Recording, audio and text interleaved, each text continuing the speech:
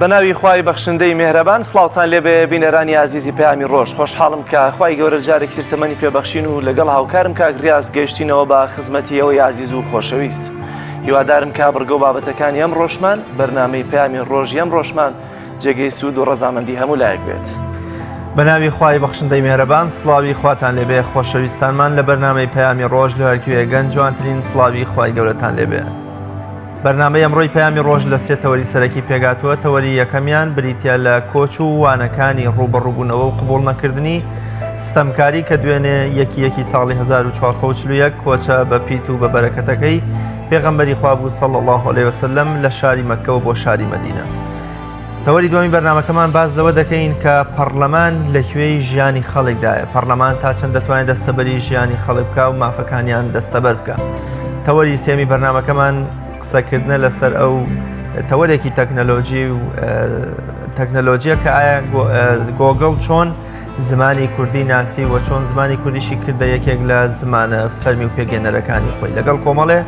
راپۆرت و زانیاری بەسوود کە بۆ ئێوەی عزیز و خۆشەویستمان لە چوارچەوەی بەرنامەکە بۆ جێکردوونەتەوە و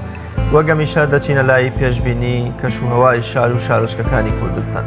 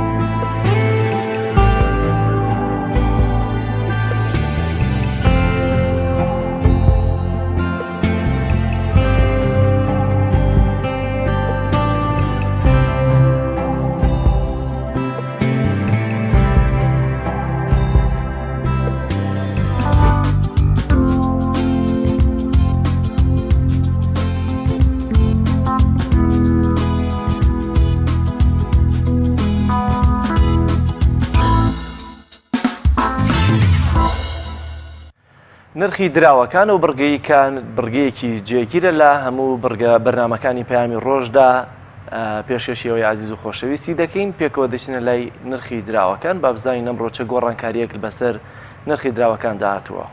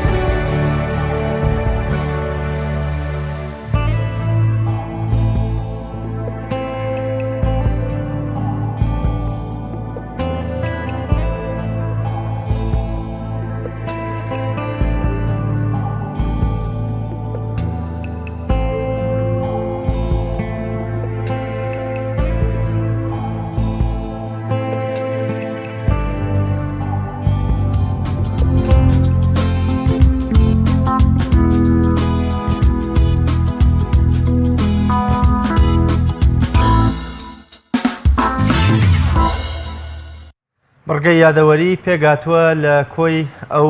مێژوو بەسەرهات و ڕووداوە گرنگانەی کە لە 2 نۆی ساڵانی ڕابردوودا ڕوویانداوە بزانین چ ڕووداوێکی گرنگ ئەمڕۆی نەخشاندووە بە پێکەوە بینەری ڕووداوەکان و بڕگەی یادەوەریش بین.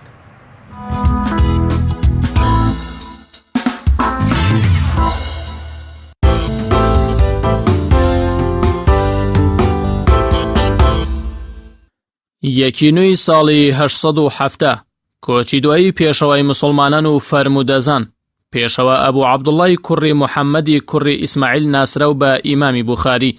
ئیمامی بوخاری بە کاریگەرترین پێشەوای مسلمانان و فەرمودەزان دادەنرێت و ساحیحەکەی بە کاریگەرترین و ڕاستترین کتێبەکانی ئیسلام دادەنرێت لە دوای قورئانی پیرۆز و تا ئێستا لەلایەن چەندین زانا و نووسەری جیهانی ئیسلامیەوە ڕافە و شەرح و لێکۆڵینەوەی گەورە و دوور و درێژی لەسەر کراوە. ئیمامی بوخاری تەنها 60 ساڵ ژیا، بەڵام خزمەت و دانرا و بەرهەمەکانی بە بەراورد بە تەمەنی زۆر گەورە و کاریگەر بوون و خۆی دەفەرمێت هەر فەرمودەیەکی پێغەمبەری پێشەوامان درودی خوای لێبێ وەرگرت بێ دەستنوێژم گرتووە و دوو ڕکات نوێژی سنەتم کردووە ئینجا نووسیومەتەوە. بەهۆی کاریگەری و پێگە بەرزەکەی لە جیهانی ئیسلامیدا لە کۆن و نوێدا کەوتوتە بەر تیری ژەهراوی نەیارانی ئیسلام و چەندان تۆمەت و گومانیان خستۆتە دوای خۆی و سەحیحەکەی ڕەزا و ڕەحمەتی خوای لێبێت. یەکینووی ساڵی 1939 هەڵگرسانی جەنگی جیهانی دووەم بە دەستپێشخەری ئەڵمانیای نازی لە هێرشێکی بەرفراوانی بۆ سەر پۆڵەندا و وڵاتانی دیکە. سەرنجام دەوڵەتی ئەڵمانیا بەرامبەر بە دەوڵەتە هاوپەیمانەکانی شکستی هێنا و بەر لە گەیشتنی هێزی هاوپەیمانەکانیش بۆ بەرلینی پایتەختی ئەڵمانیا ئەدۆڵف هیتلەری سەرۆکی ئەو وڵاتە خۆی و دەستگیرانە یەک ڕۆژمارەکراوەکەی کوشت و بە گوێرەی داتا فەرمیەکان لەو جەنگەدا 9 ملیۆن مرۆڤ بوونە قوربانی و ملیۆنانی دیکەش بێسەر و شوێن بوون و تووشی نەخۆشی دەرونی بوون. جەنگەکەش ماوەی 6 ساڵی خایاند. یەکینووی ساڵی 1969 موعەمەر قەزافی کە ئەو کات فەرماندە و ژەنەراڵێکی سەربازی لیبیا بوو هەستا بە کودەتایەکی سەرکەوتوو بە سەردەسەڵاتەکەی مەلیک موحەممەد ئیدریسی سنەوسی و جڵەوی دەسەڵاتی لیبیای گرتە دەست و ئەو کودەتایش پاشتر بە کودەتاکەی فاتح لە لیبیا ناوی دەرکرد. موعەمەر قەزافی لەو ڕۆژەوە تا مانگی 11 ساڵی 2011 سەرۆکی ئەو وڵاتە بوو کە دەکاتە 42 ساڵی تەواو پاشتر لە بەهاری عەرەبیدا و لەلایەن شۆڕشگەڕانی ئەو وڵاتەوە کۆتایی بە دەسەڵاتەکەی هێنرا و لە گوندێکی نزیک پارێزگای سەرد کوژرا. یەکینووی ساڵی 1985 دوای 73 ساڵ لە نەغڕۆبوونی کەشتی بەناوبانگی تایتانیک لە ناوجەرگی زەریای ئەتڵەسی بەهۆی خۆکێشانی بە چیایەکی سەهۆڵی زەبەلاحدا پاشماوە و پێکاتەکانی ئەو کەشتیە گەورەیە دۆزرایەوە. یەکینووی ساڵی 1994 تیرۆرکردنی شاعیری ناوداری کورد بەکر عەلی لە ڕووداوی حامێکەی سلێمانی کە بریتی بوو لە خۆپیشاندان دژ بە بڕیاری پارێزگارێکی ئەو کاتی سلێمانی بۆ تێکدانی خانووە زیادەڕەوەکان. بەکر عەلی یەکێک بوو لە دەنگە دیارەکانی شیعری کوردی و لەو کاتەدا ئەندامی یەکێتی بێکارانی کوردستان بوو.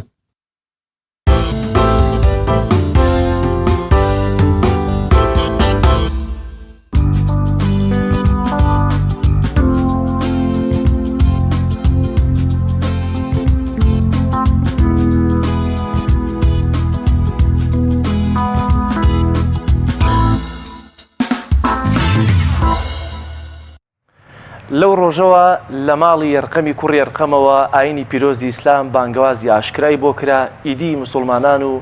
هاوڵانی پێغەمبەر و تەنانەت خودی پێغەمبەریش درودی خوای لەسەر بێت کەوتنە بەر ئەزیەت و ئازاری سەرانی مەکە و دەسەڵاتدارانی مەکە تا وای لێ هات کە پێغەمبەری خوا درودی خوای لەسەر بێت فەرمانی کرد بەوەی کە پێویستە موسڵمانان کۆچ بکەن بۆ مەدینە. دەمانوێت لەم بڕگەی بەرنامەیە بزانین ئایا کۆچ چەوانەیەکمان فێر دەکات لە ڕوبەڕووبوونەوەی ستەمکاری. بۆ قسەکردن لەسەرم تەوەرە لەگەڵ زۆر بەڕێز دکتۆر سەلاح بەرزنجی مامۆستای زانکۆ قسە و گفتوگۆی زیاتر دەکەین. دکتۆریان بەخێربێ سەر و سەرچاوە. بەخێر ئەگەر لێوە دەست پێ بکەین پیرۆز بێ لە هەموو لایەک پیرۆز بێ لە ئێوە و لە بینەرانی بەڕێز و لە هەموو خەڵکی کوردستان. زۆر سپاس دکتۆریان ئەگەر لێوە دەست پێ بکەینایە کۆچی پێغەمبەر درودی خوای لەسەر بێت ڕاکردن بوو لە دەسەڵاتداران یاخود نا حکمت بوو بۆی کە ڕوبەڕووی ستەمکاران ببێتەوە. بەناوی خوای بەخشندە و میهرەبان سەرەتا پیرۆزبایی دەکەم لە سەری ساڵی کۆچی کە مەبدەئێک و دەستپێکێکی گرنگە کە دواتر بۆ تۆمارکردنی ژیان و چالاکیەکانی مرۆڤی موسڵمان لەلایەن خەلیفەی ئیسلام خەلیفەی ناوداری ئیسلام عومەری کوڕی خەتاب ڕەزا و ڕەحمەتی خوای لێبێ دیاری کراینا خودی ڕووداوی هیجرەتەکە لە مانگی ڕەبیع الأوەلا بووە بەڵام دەستپێکی هیجرەت وەکو قەراردادێک لەسەر دەستی عومەری کوڕی خەتاب دیاری کرا چونکە دوای ئەوەی کە دەوڵەتی ئیسلامی بە تەواوی جێگیر بوو پێویست بەوە هەبوو کە موسڵمانان ڕۆژژمێری خۆیانیان هەبێ کە ئەمە بیرکردنەوەیەکی بەڕاستی داهێنەرانە بوو لە ئەنجامی کرانەوەی کۆمەڵگای موسڵمان بەڕووی کۆمەڵگاکانی ترە هەستیان کرد ساڵنامەی جۆرا و جۆر هەیە بۆ مامەڵەکردن و تەریخ و تۆمارکردن عومەری کوڕی خەتاب ڕەزای خوای لێبێت ڕاوێژی کرد کە ئێمە چ شتێکین بە مەبدەئی تاریخ هەندێک گوتیان بە پێغەمبەرایەتی بکەین بیعسەت هەندێک گوتیان بە وەفاتی پێغەمبەر بکەین هەندێک لەدایک بوون بەڵام زۆرینە وتیان با ئێمە هیجرەتی پێغەمبەر صلی الله عليه وسلم چەند ساڵ لەمەوبەر بووە بکەین بە مەبدەەکە و لە مانگی محەڕەمەوە دەست پێەکە ئەوەکو ڕاستیەک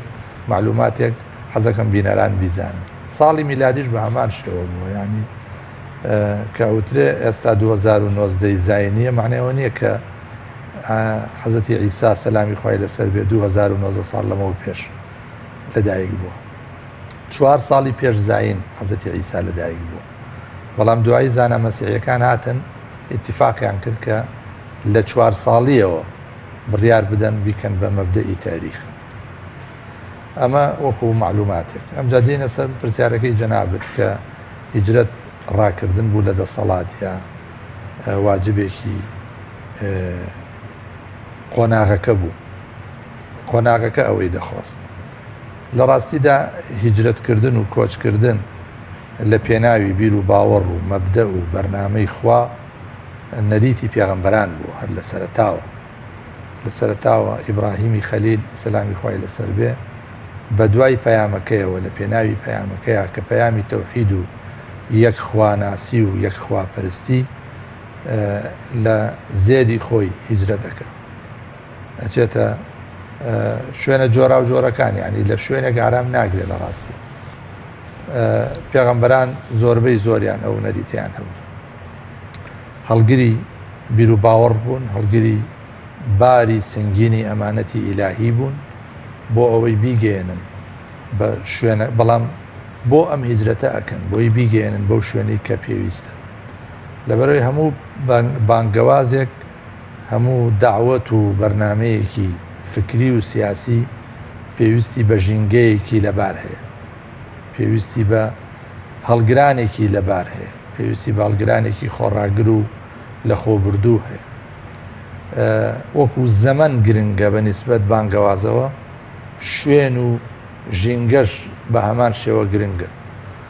وەکو ئەگەر سەیری جیهانی تەبیعەتیش بکەین بۆ تەحسیلی بەرووبوومێک حاصڵاتێک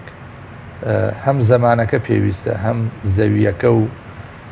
زەویەکی بە پیت و بەرەکەت هەبێ ئەوسا بەرووبوومەکە وەکو خۆیەدا بە هەمان شێوە داو بانگەوازیش ئەو داخوازیەی هەیە کە ئەبێ فعلەن ژینگەیەکە بێ بۆ ئەوەی ئەحکام و ئایدیای ئەو بانگەوازە تایە جێگیر ببێ و لەوێەوە ئینتیلاق بکە و بڵاو بێتەوە پێغەمبەری خوا صلی الله عليه وسلم 13 ساڵی ڕەبەق لە مەککەدا هەوڵیدا تێکۆشا بۆ ئەوەی جیلێکی بناغەیی نەوەیەکی بناغەیی پێ بگەێنێ و هەوڵی زۆریدا مەککە بکا بەو ژینگەیی کە بیکا بە مەرکەزی ئینتیلاق بۆ بانگەوازەکەی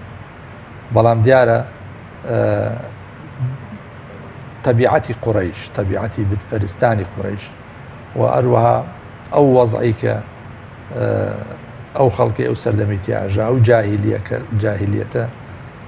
یەکدەستەی کە لە مەککەیە هەبوو ڕێگر بوو لەو مۆزوعە لە مقابلی بانگەوازی پێغەمبەرەوە صلی الله عليه وسلم دەستیان کرد بە پیلان دەستیان کرد بە موامرە و بە عەزیەتکردن و فشار خستنە سەر موسڵمانان پێشتر هەوڵیاندا دوو مەجموعەیان دوو جار چوونە حەبەشە دوای ئەوە بەڵام پێغەمبەری خوا صلی الله علیه و سلم خۆی لە مەککە مایەوە بیری کردەوە لەوەی بچێتە تائیف بە حسابی ئەوەی کە ئەگەر تائیف چارەسەر بێ تائیف چونکە وەکو مەرکەزی بازرگانی وابوو هەموو سوخۆران و ڕیباخۆرانی جەزیرەت العەرەب لە تائیفا کۆبوو بوونەوە تەنانەت ڕیباخۆران و تاجرە گەورەکانی مەککەش بانقە ڕیبەویەکانیان لە تائیفا دانابوو بۆیە پێغەمبەر صلی الله علیه و سلم بیری کردەوە گەرە و مەرکەزە بتوانێت کۆنتڕۆڵ بکاوە هیجرەت بکا بۆ ئەوێەوە ئەوان تەقەبولی بەرنامەکەی بکەن ئەمە چەند شەوت و چەند قۆناغێک ئیسلامە جێتە پێشەوە بەڵام کە چوو ئەوێش تەماشای کرد ئەوانیش لە قوڕیشەکان خراپتر مامەڵەیان کرد تا کاراتە سەرەوەی پێغەمبەر صلی الله علیه و سلم لە مەوسیمی حەجە لەگەڵ 12 کەس لە خەڵکی مەدینە لە ئەوس و خەزرەج کۆبوویەوە باسی داوای ئیسلامی بۆ کردن هەستی کرد پێشوازیکی باشیان هەیە بۆ ئەم بەرنامەیە بۆ ساڵی داهاتوو 72 کەس هاتن لەو ماوەیە ئەوان وعدی وەڵێنیاندا کە پێغەمبەری خوا صلی الله علیه و سلم لە ئامێز بگرن و پشتیوانی لێ بکەن حتا فی المەنشەط والمەکرە لە خۆشی و ناخۆشیە لە کاتی چالاکیە لەگەڵی بن لە کاتی بێتاقەتیشیا لەگەڵی بن بۆیە پێغەمبەری خوا صلی الله علیه و سلم لەسەر ئەساسی تەوجیهی خوای پەروەردگار بڕیاریدا هیجرەت بکە بۆ چونکە پێویستی بە ژینگە بوو بانگەوازەکە کەواتە مەسەلەی ڕاکردن نییە لە دەسەڵاتی سەرکوتکەر مەسەلە دۆزینەوەی ژینگەیەکی گونجاو لەبارە بۆ بانگەوازەکە کە ئەبێ لەوێەوە جارێکتر ئینطلاق بکە یعنی ئەمە لە نەریندی پێغەمبەرانە هەبووە فەرمانی ئیلاهی لەسەر بووە و تەسمیم و بڕیارێکی بە بەرنامە بووە لەلایەن پێغەمبەر صلی الله علیه و سلم و یاوەرانیەوە دوای ئەوەی کە زەبر و زەنگ و فشارەکانی قوڕیش دەگاتە لوتکە و بیر لەوە ئەکەنەوە پێغەمبەری خوا صلی الله علیه و سلم بە شێوەیەک بکوژن کە خوێنەکەی بڵاو بێتەوە بە ناو تیرە و هۆزەکانە بۆی بەنی هاشم نەتوانێت لە مقابلی ئەو تیرە و هۆزانە هەمویان بوەستێت زۆر باشە کاکتۆرێمە هەندێک لێدوانی هاوڵاتیمان وەرگرتووە لەسەرەوەی کە ڕای ئەوانیش بزانین ئایا تا چەندە کۆچ وانەی خۆڕاگری یا ڕوبەڕوونەوەی ستەمکاری بۆ بچینە لای لێدوانی هاوڵاتیان و دوجار دیانە هاوکاران ماماژە بۆ دەکەن هێشتا لێدوانەکان ئامادەنین دینەوە سەرەوە ئەگەر ئەمانە تەناسوب بین بە ئەمڕۆ سەردەمی ئەمڕۆ کە دەزانین زۆر مستەمێکی زۆر هەیە لە زۆرینەی وڵاتاندا ئایا ئەوەی کە دەبێ خۆڕاگر بێ یا ڕوبەڕووی ستەمکاری بوەستێتەوە دەبێ تاک وەکو لە کۆمەڵگەکانە تاک و هەروە ئەوانی کە وەکو قیادە و پێشەوای خەڵ دەوەستنەوە ئەوانی کە ناڕازین بە تایبەتی دەبێت چەوانەیەک لە کۆچ وەربگرن خۆی کۆچی پێغەمبەر صلی الله علیه و سلم لەگەڵ کۆچی یار و یاوەرانیە ئەمە هەمووی وەکو یەکەیەک وەربگرین ئەینا هەر یارێک هەر سەحابەیەکی پێغەمبەر صلی الله علیه و سلم بۆ خۆی داستانێکی هەیە لە مەسەلەی کۆچە یعنی حاڵەتی تاکەکانیش بێ ڕەچاوکەین عومەری کوڕی خەتاب بە ئاشکرا کۆچەکە دوای کۆچی پێغەمبەر صلی الله علیه و سلم عەلی کوڕی ئەبی تاالب لە جێگەکەی ئامێنێتەوە بۆی ڕاستپاردە و ئەمانەتەکان بداتەوە بە خاوەنەکانیان چونکە قوڕیشەکان هەرچەند لە ڕووی فکریەوە لە ڕووی سیاسیەوە دوژمنی پێغەمبەر بوون صلی الله علیه و سلم بەڵام لە ڕووی ئەخلاقیەوە هەر متمانەیان پێی هەبوو ئەوەی کە شتێکی ببوایە ڕاستپاردەیەکی بواە لە ماڵی پێغەمبەر صلی الله علیه و سلم دایەنە چونکە هێشتا بە صادق الئەمینیان نەزانی بەڵام ئەوەی کە بۆیان تەحمل نەئەکرا ڕەبطکردنی ئەم پەیامە ئەخلاقیە بوو بە ئاسمانەوە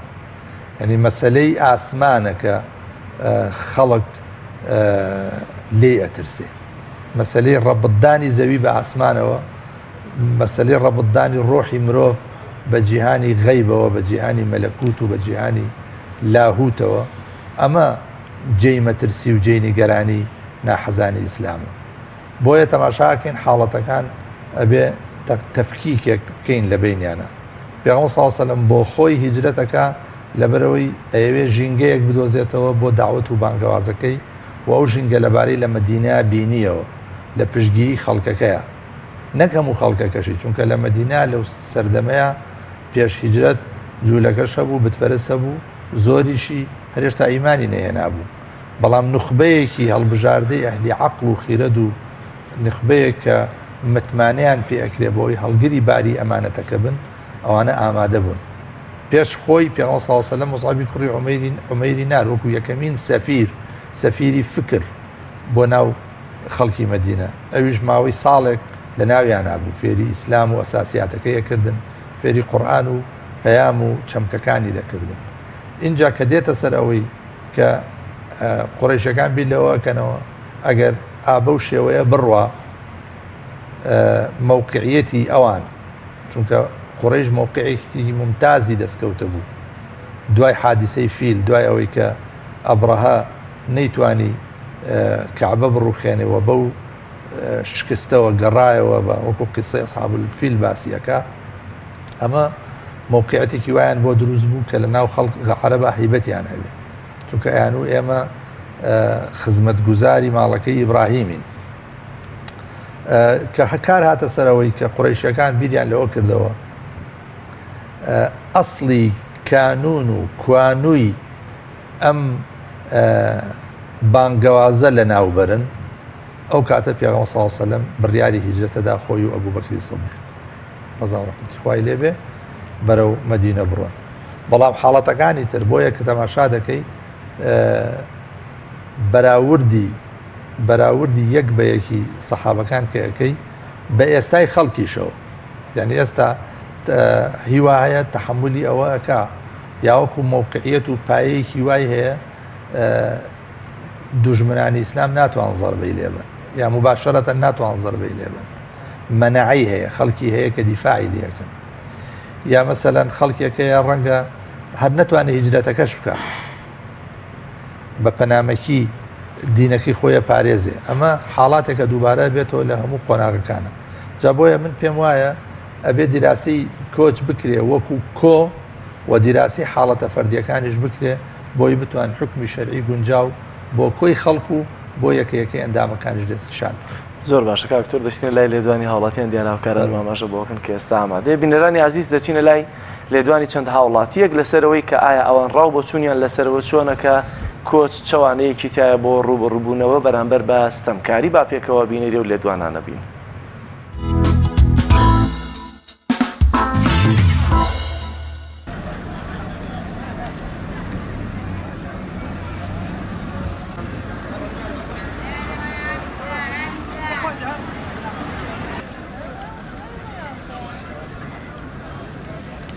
سەرەتا بە بۆنەی نوێبوونەوەی ساڵی کۆچی پیرۆزبایی خۆم سەرجەم موسڵمانانی جیهان دەکەم بە تایبەتی موسڵمانانی کوردستان. دیارە ئێمە وەکو موسڵمان قودوە پێشاوەکمان هەیە کەویش پێغەمبەری خوا عەلەیهی سڵات وەسەلام ئەو پێغەمبەرمان کە کاتێک کۆچی کرد لە مەکەیەوە بۆ مەدینەی بەبێ هۆ نەبوو دیار بوو لە دژی زوڵم و ستەم و نادادگەری کۆچی کرد لە مەکەیەوە بۆ مەدینە دیار بوو لە مەکە زوڵمێکی زۆر و نادادگەرێکی زۆر نەعەدالەتێکی زۆر لەو شارە هەبوو ئەویش کە کاربەدەستەکان و زاڵمەکانی ئەو وڵاتەیە و زوڵم و نەعەدالەتان دەکرد. پێغەمبەری خوا کۆچی کرد لە مەکەی بۆ مەدینەی ئێمە ژۆک موسڵمان دەبێت تەماشای ئەو پێشەوەمان بکەین لە نادارگەری و لە نەعەدالەتی کۆچ بکەین. هیوادارم هەموو سەرکردەکان هەموو کاربەدەستەکانی وڵاتان بە تایبەتی وڵاتی خۆمان چاو لە پێغەمبەر نازدارمان بکەن زوڵم نەکەن ستەم لە میلەتەکەی خۆیان نەکەن و داوا لە هەموو هەوڵاتیانیش دەکەم زوڵم قبوڵ نەکەن دەنگی خۆیان بەرز بکەن لە ئەست هەموو زوڵمێک.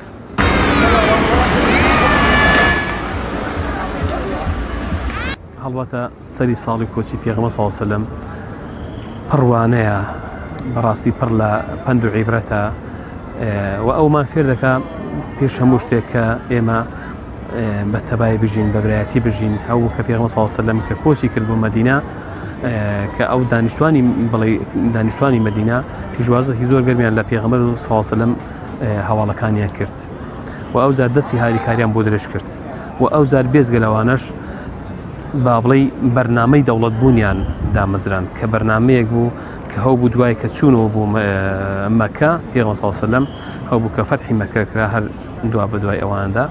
چەند ساڵەکان لەو کاتێک کە فەتحی مەکە کراوە هەو بوو کە دەوڵەتیان دامەزراند و کە ئاشتەوایی و برایەتی و هەموو شتێکی دی کۆتاییش بە زوڵم و ستەمکاری هات کۆتایی بە گەندەڵی هات بەڕاستی کە پێغەمبەر صلی الله علیه و سلم پێشتر با بڵێ کافرەکان قوڕیشەکان زۆر خەڵکیان بڵێ منداڵەکانیان زیندە بە ساڵ دەکرد یان شیر بەیان دەخوارد کچیان دەفرۆشت ئەوە هەروەها یان بەڵای بابڵی گۆشتی مردارە بووان دەخوارد یان حرامێکی دیکان دەخواردی جوان شتانەوە بەڵام دوای کە پێغەمبەر صلی الله علیه و سلم بە تایبەتی کە فتحی مەکە کرا و کە چۆ مەدینە و دوای فتحی مەکە کرا کۆتایی بۆ زوڵم و زۆرە و دەوڵەت بوون ڕاگەیاندرا بەڕاستی کە دەوڵەتێکی مەدەنی کە دەوڵەتێک بوو کە لەسەر بەرنامەی شریعەت و هەموو پرەنسیپە ئینسانیەکان دامەزرا. ئەو زوڵم و زۆرەی ئێستا لە جیهانی ئێستادا هەیە ئەو زوڵم و زۆرێکی گەورە و بەرفراون هەیە بەهۆی بەرنامەی لە ژیانی ئینسانەکاندا کە لەسەر بەرنمەیەکی ڕاست و دروست ژیان بەڕێ ناکەن یعنی بەرنمەیەکی جیاواز لە بەرنمەی کە بەرنامەی خوای گەورەیە یعنی بەو شێوەی کە ئەو بەرنامەی خوای گەورە دایناوە بۆ ئینسانەکان هەر ئەوە بەرنامەی ڕاست و دروستە و بڵێن ژیانی خۆشگوزەرانی بۆ ئینسانەکان دەهێنێتە کایەوە.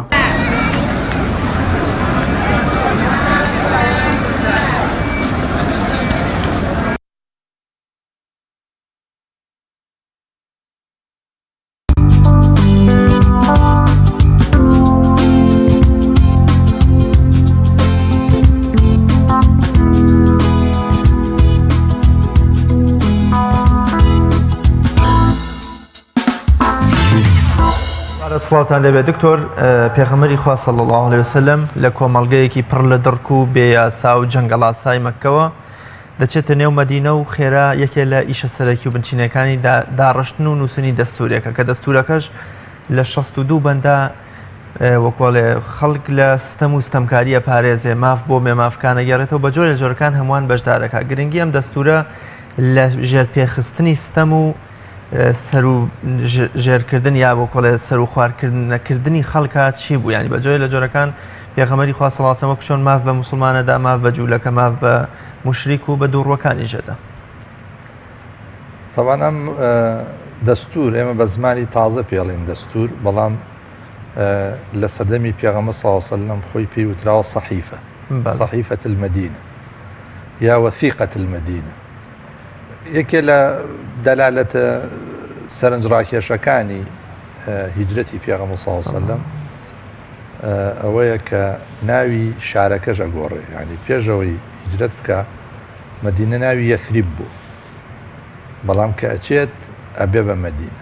مەدینە یعنی چی؟ ینی گۆڕینی فۆرم و پەیوەندیەکان ینی لەوە پێش پەیوەندی لە ناو مەدینەدا یا ناو ئەو خەڵکی مەدینەدا تەنها پەیوەندی خوێن بووە بەڵام لەمە و لابوو بە پەیوەندی فکر بوو بە هێڵی جیاکەرەوەی مرۆڤەکان فکر و ڕوئیەی سیاسی دیدگای فکری جیهانبینی کە ئەمە لە شارە ئابێ ببێ لە شارە پەیوەندیە خوێنیەکان یا پەیوەندیە بەرتەسکەکان بازنە داخراوەکان ئەکرێنەوە پەیوەندیەکان گۆڕانکاری نەوعیان بەسەرادێ هەموو جارێ پێش هەموو شتێک ئەوس و خەزرەجەکا ببرا کە 100 ساڵ بوو شەڕیان بوو دوو قەبیلەی بەرەی دوو برا لە مەدینەیە چەندین جار شەڕیان بوو جوولەکەکانی مەدینە ئەمەیان ئیستیغلالە کرد بۆ هێشتنەوەی هەیمەنەی خۆیان بەسەریانە ناو بەناو عەسەبیەت و دەمارگیری هۆز و تیریان لە نێوانە زینووە کردەوە بۆی شەڕیان بێ و ئەمانە چون ئاشتیانەکردنەوە جارێکی تر ئەمە کاری یەهودیەکان بوون لەو سەردەمێ. جارە پێش هەموو شتێک پێغەمبەر صلی الله علیه و سلم بە بانگەوازەکەی خۆی بە ئیمان و ئیسلام ئەوس و خەزرەجی کردەوە بە برا. اینجا مهاجرین و ئەنساری کرد بە برا کەواتە ئوممەی ئیسلامی بوو بە خاوەنی کیان ئەوەی کە موسڵمانە و هەڵگری دروشمی لا إله إلا الله محمد رسول الله بوون بە گروپی لەو لاوە مەجموعەیەکی تر هەبوون بتپەرست بوون ئیمانیان نەهێنابوو جوولەکەش نەبوون هەر بتپەرست بوون موسڵمانان هەوڵیان لەگەڵ ئەدان بە ئیقناع بە گفتوگۆ و بە دەرخستنی جوانیەکانی دین لە ڕووی فکرەوە لە ڕووی سلوک و ڕەفتاری ڕۆژانەوە ئەوانەش وردەوەردەبێنە ئیسلام. لە ماڵی وا هەبوو کوڕەکە ئیمانی هێنابوو باوکەکە هێشتا هەر بتپەرست بوو بە ئەسالیبی داعوی ئەخلاقی هەوڵیانەدا ئەمانش بێنە ناو ئیسلامە باسی ئەوانیش کراوە لە وەسیقەکەیان. اینجا یەهودیەکان بۆ خۆیان جەماعەتێک بوون، یەهودەکانیش جگە لە پەیوەندیە ئاینەکەیان تەنانەت ئیلتیزاماتی قەبیلەیشیانە بوو، یەهودی بەنی عەوفە بوو، کێ هەبوو ئەمانە هەمویان تەماشا دەکەی مجتەمەعێکی متەنەوع، چونکە مەدینە ئێستاشی بەسەرەوە بێ ئەو کاتەش شوێنێکی بازرگانی بووە، شوێنێ بووە کە قافڵەی تیجاری هاتوچەی لێەوە کردووە لە شامەوە بۆ یەمەن، ئەمجا لە هەر لەوێش ئەتوانرا پەیوەندی بکەن بە حیرە و بە سنوورەکانی دەوڵەتی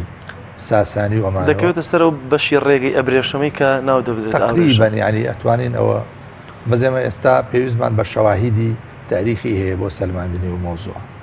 جا لەڕاستیە مەدینە شوێنێکی متەنەوع بوو، یعنی ڕەنگە حکمەتی خوش لەوا بوو بێ یەکەمین مرکزی جێگیربوونی ئیسلام و لەوێەوە بڵاوبوونەوەی ئیسلام لە کۆمەلگایەکی فرە چەشن و فرەئاین و فرە ڕەگەزا بێ. ینی ئێمە تەسەور نەکەین کە شتەکە لە خۆوە بوو، ینی سوتفە بوو بێ، تەدبیرێکی ئیلاهی و تەقدیرێکی ئیلاهی لە پشتی مۆزوعەکەەوە بووە و تەخطیط و پلانێکی ئینسانی نەبەویش هەبووە لە مۆزوعەکە. ئەم وەسیقەی مەدینەیە ئێستا خەڵکە گیانەوە گومانی لەسەر دروستکەن، ئەو گومانانە هیچی لە بەردەم بەتایبەتی ئەوانەی کە مستەشریق و خۆرەڵات ناسن و ئەمە شانازێکی گەورەیە بۆ ئیسلام کە پێش خەڵکی ترکەوت بێ لە دانانی دەستور العمل نەقشەی ڕێگا بۆ ئەوەی هەر هەمومان با دیفاع لە مەدینە بکەین و هەر کەس خصوصیەتی خۆشی پارێزێ، بەڵام چوارچێوەیەک هەبێ بۆ هاوکاری و پێکەوە بوون و پێکەوە ژیان. ئەو وەسیقە مەدینەیە زۆر گرنگ بووە لەو سەردەمەیە و فعلا پێغەمبەر صلی الله علیه و سلم کرد بە خاوەنی بڕیاری یەکەم و بڕیاری کۆتایی لە مۆزوعەکەیە و ئەوانیش تەسلیم بوون. بۆچی؟ چونکە خواهی منەیەکی یابوو بۆ پێغەمبەر صلی الله علیه و سلم لە شخصیەتی ئەوە هەموو پێغەمبەران جەم بوون، یعنی کابرایەکی جوولەکە عەبدوڵای کوڕی سەلام کە ئیمانە هێنێ هەستەکە ئەو موسایی کە تەورات باسیەکان لەما مجەسەمە، یعنی ئێستاش کە ئێمە بانگەوازی ئاینەکانی ترەکەین، خەڵکەکانی ترەکەین، ئەڵێن وەرن ئیمان بە ئیسلام بێنن، بێن پێغەمبەرەکەی خۆیان لە شخصیەت و لە ڕەفتار و لە سیرەی ئەو پێغەمبەرە ببینن، بزانن ئایا ئەم پێغەمبەرە ئیبراهیمێکە بۆ خۆی، موسایەکە، عیسایەکە، یەحیایەکە، هەموو ئەو پێغەمبەران هەموو صفاتی ئەنبیا، یوسفێکە، یعقوبێکە، هەموو صفاتی ئەنبیا لە صفاتی فەخریان عالم محەممەدی مستەفا کۆبووەتەوە. جا ئەو وەسیقەیە زۆر گرنگەوە ئەبێ دیراساتی زۆری لەسەر بۆ فعلەن کراویش، یعنی ڕەنگە غەربیەکان پێش ئێمە و مجموعی وەسایقی سیاسی پێغەمبەر صلی الله علیه و سلم پرۆفیسۆرێکی هیندی بەناوی محەممەد حەمیدوڵڵاه نووسیوێتی کۆی کردوەوە لە 60ەکانە بڵاو بووەتەوە و تەرجەمە کراوە، پێشەوەی بە عەرەبی یا بە کوردی یا بە فارسی بنووسرێ بە ئینگلیزی نووسراوە بڵاو کراوەت. زۆر باشە کاکتۆر، کەواتە ستەم هەر ستەمە هەر کەسێک بیکات لە هەر شوێنێک بیکات لە هەر سەدەیەک کە بیکات. چۆن ئێمە توانین کۆپی پەیستێکی ئەو حکمەتانەی کۆچ جارێکی تردا بڕێژنەوە لە ژیانی ئێستەی کۆمەڵگەمانە، چونکە ستەم کە 2000 هەر کەس کردی ستەمکارە، بەڵام ستەم لێکراو دەبێت چی بکە و چۆن بتوانین ئەزمون لە کۆچ و لە حکمت و فەلسەفەکانی پێغەمبەری خوا درودی خوای لەسەر بێت وەرگرین. لقد كان لكم في رسول الله أسوة حسنة. پێغەمبەر صلی الله علیه و سلم ئوسوە و سەرمەشقە بۆ ئێمە، یعنی لە ئەوجی ئیقتیدارە تەماشاکەی بەسۆزە، لە کاتێکی شاکە زەختی لەسرە بە سەبرە و لە کاتێکا پێویستەکە خۆشەویستترین زێدی خۆی کە مەککەیە بەجێ ئەڵێ کە هیجرەتەکە ڕووە کاتە مەککە فەرمێ یا ڕەبی خوایە مەدینەشمان لا شیرین کە وەکو مەککەت لا شیرین کردوین. دەستی کرد ینی فرمێسکی مبارەکی بەسەر چاویە، لە چاوی هاتە خوارە بەسەر ڕیشی مبارەکی تەڕ کرد، ئالەو کاتا زۆر بێتاقەت بوو. ئیمامی واحیدیە گەڕێتەوە فەرمێ لەو کاتا جوبرەئیل ئەمایەتی بۆ هێنا ئین الذي فرض عليك القرآن لرادك إلى معاد. ئەو کەسی قورئانی بۆ ناردووی ئەدهێنێتەوە بۆ ئێرە. موژدەی سەرکەوتنە کۆچ موژدەی تەمکین و جێگیربوونە، موژدەی پێکەوە ژیان و پێکەوە بوونە، موژدەی برایەتی و هەڵسانەوەیە. کەواتە ئێمە بێت ئەمانە هەموو بکەین بە دەرس لە ژیانی ڕۆژانەی خۆمانە. جارە هیجرەتێکی فکری بکەین، هیجرەتێکی معنەوی و ڕۆحی و ئەخلاقی بکەین، لەو شوێناکە هەین لەو ژینگەی کە هینەکە ژینگەکە بە پێی فکر و بەرنامەی ئێمە نییە یاخود دڵخوازی ئێمە نییە ئێمە بیر لەوە بکەینەوە بە جوانترین ئوسلوب بیگۆڕین و دەوری کارا و فعالمان هەبێ ئێمە کاریگەریمان هەبێ نەک خەڵک کارمان تێ بکە ئێمە ئەهلی فعل بین نەک ئەهلی ڕەتفعل و کاردانەوە مسلمانە بێ داهێنەر بێ کاریگەر بێ نەک بەرکار بێ و تەسیری لەسەر بکەن و مقلید و چاو لەگەر بێ کاکتۆر زۆر جار ئێستا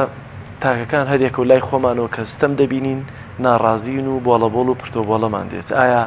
یا بۆ منە ناڕزین لەوەی کە کێ پێشەوایەتیم ناڕزایەتیە کە و کەس نییە ئایا دەبێ هەمومان چاوەڕێی پێشەوایەتیەک بکەین بۆی کە کەسێکە بێ ناڕزای جڵەوی ناڕزایەکە بگرێتە دەست یاخود نادەبێ تاکەکان لە خۆیانەوە دەست پێ بکەن لە خۆیانەوە گۆڕانکاری دروستکەن ئەوەن پرسیارێکی زۆر گرنگە یانێ لە نەزەریەی تەغیر و گۆڕانکاریە کێ گۆڕانکاریەکە گۆڕانکاری کەسە گەورەکان کەسە بلیمەت و ینی وەکو بڵێ شتێکە خوای نێرێت قیادەیەکە خوا دروستیەکە قیادەیەک نییە کە بە بڕیاری من و تۆ دروست ببێ بەڵام لە مەوهیبە و لە ناخ و لە معدەنی هەر کەسێکە هەیە کە بە عیلم و معریفە و بەخواناسی بە پێکێنانی خۆی ئەو دەورە ببینێ لە مقابلی زوڵمەوە بۆڵەبۆڵ دەورێکی ئەو تۆی نییە یعنی ڕەنگە خەشی دڵی خۆتی پێ بڕێژی قسەوتن یا تانە و تەشەر ناڕزایی دەربڕین ئەو عجایب نییە ینی هەموو دەسەڵاتەکان کاتێ ناڕزایی خەڵکە بینن بۆڵەبۆڵ و ئەتوانن چارەسەری بکەن بە هەندێک ئیجراعاتی سەطحی بەڵام مهمەوە لە مقابلی زوڵمەوە لە مقابلی بێدادیەوە تۆ نەخشە و بەرنامەت هەبێ خوێندنەوە دەبێ بۆ واقع خوێندنەوەیکی ڕاستەقینە و جوان اینجا بەرنامە و ئیمکاناتی خۆشت بزانی بەرنامەت لەسەر ئەساسی ئیمکانات لەسەر ئەساسی جیهانبینی دەوروبەربینی ژینگەبینی ئایا هەلەکە ڕەخساوە یان نەڕەخساوە بە بەرنامەوە بشتە پێش چۆن مقابلە بکەیت چۆن ڕوبەڕووی ئەو ستەمە ببیتەوە ڕەنگە ستەمەکە لە ئاستێکی زۆر فراوان نابێ تۆ بە ئیمکاناتێکی کەم ناتوانیت ڕەنگە ستەمەکە حاڵات بێ تۆ لێت نەبێ بە دیاردە ئەبێت تۆ بزانی باشترین ڕێگا بۆ چارەسەری ئەو وەزع چییە ئەو ڕێگایە بگریتە بە یعنی هەمیشە بێ مەنهجێکی عەقلانیت هەبێ هەر پێغەمبەری خوا صلی الله علیه و سلم مەنهجێکی عەقلانی هەبوو بەڵام ڕێنمایی وەحی لەگەڵ بوو یعنی لەژێر پڕتەوی ڕووناکیەکانی وەحیە پێغەمبەر صلی الله علیه و سلم ڕەهەڵگاوی دەنا بەڵام تەجاریبی بەشەریشی لەبەردەستا بوو تێگەیشتێکی گەورە عەقڵێکی کامڵ ئەتوانێ ڕوبەڕووی ستەم بێتەوە بەڵام بە بەرنامە و پلان نەک بە بۆڵەبۆڵ و قسەی گەورە و بێکار زۆر باشە کاکتۆر زۆر جار دەڵین بابە ئێستا بۆ منە فڵان دەسەڵاتدار هێندە زەبەلاح و هێندە بەدەسەڵات ئێمێکی ستەم لێکراوی لاواز چین ئایا ئەمە دەکرێتە پاسەوە بۆی کە بێدەنگمین لە کاتێکا بینیمان کاتێکە لە ماڵی ڕقەمی کوڕی ڕقەمەوە پێغەمبەری خوا بانگوازی ئیسلام باشکرا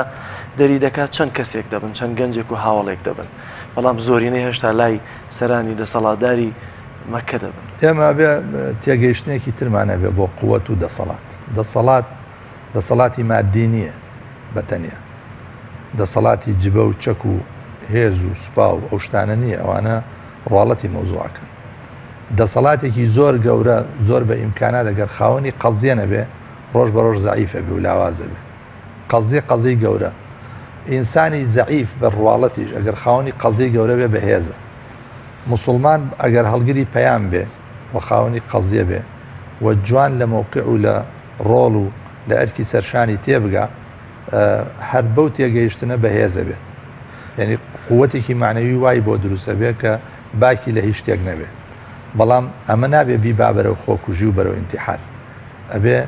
تواناکانی خۆی پەرە پێ بدا زۆرترین کەس زۆرترین خەڵکی هاوچەشنی خۆی بە هەمان معدن و بە هەمان کانزا لە دەوری خۆی کۆ بکاتەوە ئیتیفاق بکەن لەسەر نەخشەی ڕێگا و جوان تەعامل بکەن لەگەڵ دراوە واقعیەکاندا ئەمەیە حەقیقەت ئەینا دەسەڵات هەرچەند بە ئیمکانات بێ خۆ لە حوسنی مبارەک بە ئیمکاناتتر نییە لە سەدامی جینایەتکار هینتر نییە کە لە سەدام تقریبا 5 ملیۆن عضوی منەظەمی ناو حیزبی بەعسی هەبوو حوسنی مبارەک 2 ملیۆن فقط عنصری ئەمن و مخابراتی هەبوو بەڵام کە میلەت بڕیارێکیە کە گەل بڕیارێکیە بەڵام ئەو بڕیارە بێ لەسەر ئەساسی قیادەیەک بێ قیادەیەکی واعی یەکپارچە یەک فکر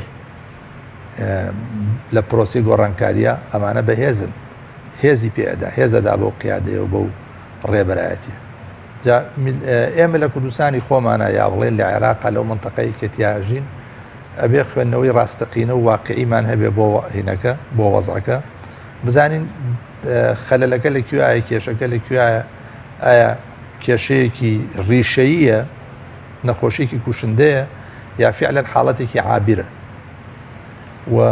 ئەمە قیادەی سیاسی لە کوردستان ناتوانن هەموو حیزبە سیاسیەکان و ئەوە ئێمە لە کوردستانە وازەم تەوەری دۆمتان پەرلەمانە بێ ڕۆڵێکی وا ببینێ سنگ بداتەوە بەخۆی قووەت باتەوە بەخۆی کە بتوانێت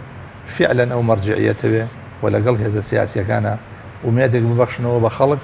و ئەو خەڵکە ببن بە خەڵکی خاوەن قەزیە قەزیێژەوە نییە تۆ تەنها بیت لە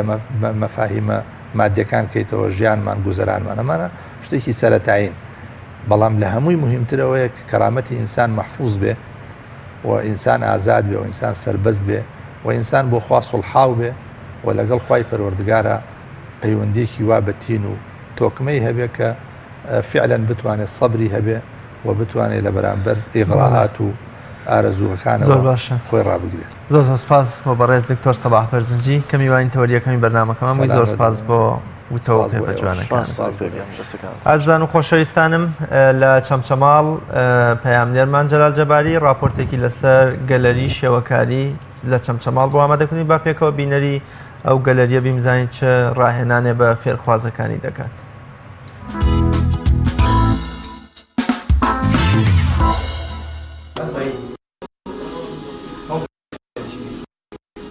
ئەی لێرەن بەشێکیان مامۆستا و فەرمانبەر و بەشێکی دیکەشیان دەرچووی مانگان هاتوون تا لە گەلەری شێوەکاری فێری هونەری شێوەکاری ببن. ئەوان باس لەوە دەکەن سەرەڕای سەرقاڵیان دەوام و ئیشوکاری دیکەی ڕۆژانەیانەوە بەڵام بۆ هونەرەکە وای لێکردوون کە لە هەفتەیەکدا چەند ڕۆژ بێنە ئێرە و سەرقاڵی فێربوونەری شێوەکاری بن. سوودێکی زۆریان لە مامۆستاکانیان من نزیکەی 2 هەفتەیە لێرە ئیشەکەم خۆم حەزی خۆم هەبوو بۆ وێنە کێشان سکێچم تقریبان باشوە بەڵام ئەوەی لێرە فێروم تۆنەکان ئیشی زەیتی و ئیسە خەریکی کردنەوەی پێشانگەکین یارمەتی مامۆستاکان ئەم ئیشەی ئێمە هەوڵمانداوە شتێکی جیاواز بێت پێڵێن ئەبستراکتی ڕەنگە زۆر سوودم لێوەردە بە تایبەتی لە تۆنەکان زۆر سپادەم لێ کرد. وا ماوەی ساڵێکە لێرم هاتووم بۆ ئەم گەلەری وەکو فێرە ڕسم و بگەم بەحوەتەکانم لە ماوەی کە ساڵی کە لێرە بوومە دەستخۆشی لە ماوەساتوانە و ماوەسەلانە زۆر بوونەوەی مەتوانیانە ئێمە بگەینەم ئاستە کاتێکە من هاتوومە هیچ نازانیوە تەنها نەمەزانی قەڵەمەکەش بگەم وەڵی دەیەکی زۆر گرنگ ساتووە گەرناو هەست شارەوە هەشتا هەر شوێنەکەوە هونەری تیانێ هونەر زۆر ناشتێکی جوان. سەرپەرشتیاری گەلەری شێوەکاری ڕەنگماژا بەوە دەکات ئەو فێرخوازانەی کە سەردانی گەلەریەکەیان دەکەن با مەبەستی فێربوونی هونەری شێوەکاری خۆبەخشنا فێری هونەری شێوەکارێن و هیچ بڕاپارەیەکیان لێوەرناگیرێت. باسی لەوەش کرد لە ئایندەیەکی نزیکدا 2 پێشەنگای گەورە لە قسەی چەمچەماڵ و پارێزگای سلێمانی دەکەوە. لە 2017 گەلەریەمان داندووە هونەری شێوەکاری ئێمە لە خۆی هونەری شێوەکاری 3-4 لقی لێ بێتەوە دیزاینی لێ بێتەوە دیزاین و گرافیک بێکەوە سیرامی پەیکەرە ڕسمیژە ئێمە حەزمان کرد ئەم خولە بکەینەوە کۆمەڵێکەکان دەم شارە سوودمەند بێ کۆمەڵێکەکان بە دوور بێ لە چایخانە و لە کۆمەڵێک شوێن بەڕاستی ئەمە بەسم لە وڵاتانە قیمەت زۆر گەوری هەیە بەڵام لە وڵاتی زۆر بەداخەوە لە چەمچەماڵە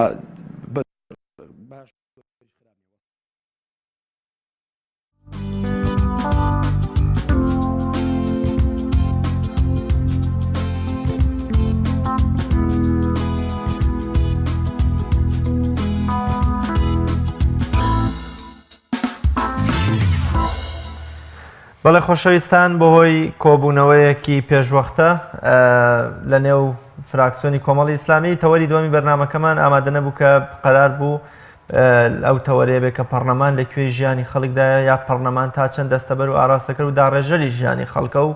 و پارێزەری مافەکانی خەڵکە بۆیە دەچینە لای تەوەری سێمی بەرنامەکەمان کە گۆگڵ چۆن زمانی کوردی ناساند و چۆن کردی یەکێک لە زمانە پێگەنەرەکانی نێو ماڵپەڕەکەی بۆ مەبەستە میوانداری زۆر بەڕێز بۆ کانجاف وەرگێڕ و شارەزار لە تەکنۆلۆژیا و زانیاری کە لە شاری هەڵەبجەی شەهیدەوە میوانی تەوەری دووەمی بەرنامەکەمانەوە کاک بۆکان سڵاوت لێبێ و سپاس بەوە دەرفەتەی کە بە ئێمە دەبەخشی ئەو مەرج و پێوەران چین کە گۆگڵ بۆ هەر زمانێکی دنیایی دەیگرێتە بەریام هەیەی کە بۆ دابینکردیان داخڵکردن و زیادکردنی ئەو زمانە.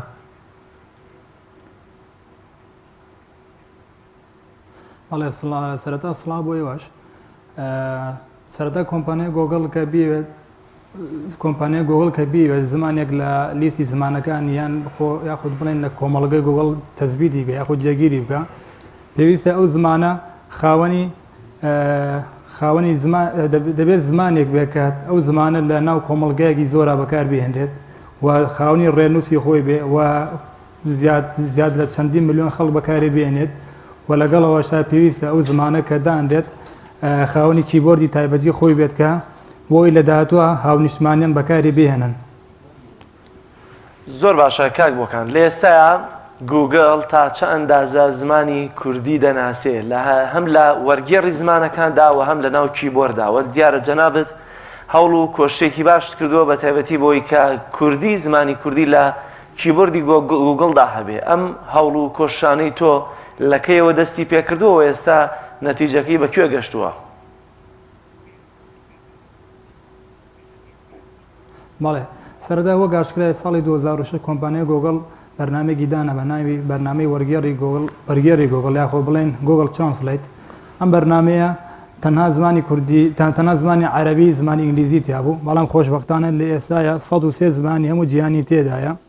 و لە ساڵی 2013 بۆ 2014 کارم کرد بۆی زمانی کوردیش هاوشێوەی هەموو زمانەکانی گە بچێتە ناو کۆمەڵگەی گۆگڵ بۆی ئێمە بتوانین دادەکانی کۆمپانیای گۆگڵ بکەین بە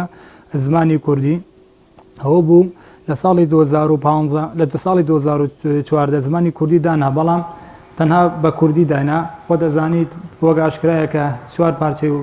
پارچەکەی کوردستان زمانی سانداردیان نییە کە ئێمە بتوانین کاری لەسەر بکەین دوای چەندین هەوڵ و توێکۆشان کۆمپانیای گۆگڵ گەشتە سەر و ڕاستی کە کردی بە دوو بەشەوە کوردی کرمانجی لەگەڵ کوردی شێوەزاری سۆرانی یاخۆ بڵێن کوردیش ناوەندی ئەوە بوو ساڵی 2016